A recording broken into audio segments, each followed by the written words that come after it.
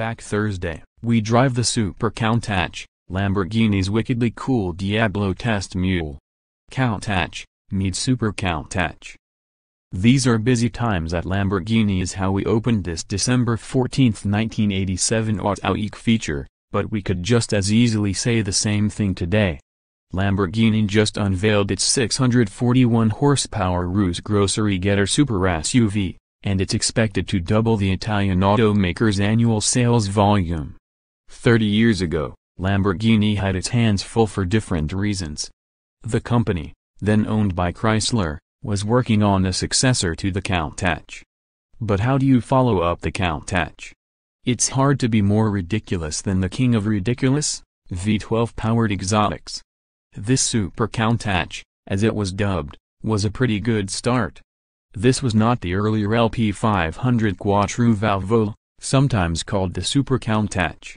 Instead, it was a development test bed for Lamborghini's new V12-powered wedge, a supercar ready to take on the N number 39/90S with a brand new, ultra-exotic design. It was the precursor to the Diablo, and we put it through its paces 3 years before the real thing went into production. Styling aside, much of what we saw here carried over to the production car. The 5.7-liter V12, for example, punched up to 6.0 liters later in the production run. Or the option of an all-wheel drive system, which head to production on 1993's Diablo VT. Other things, like the lack of speedometer, totally rad, did not. We always try to give you more here at Autoweek, which is why we tacked on an extra feature about the Lamborghini LM002, yeah, the Rambo Lambo, that a Saudi prince decided wasn't quite over the top enough. So he had it custom bodied by Italian coach builder Diamond to include all of the features of a private jet. Which sort of made sense, because the prince was the director of an airport. Read it all below. It appears your web browser is not configured to display PDF files.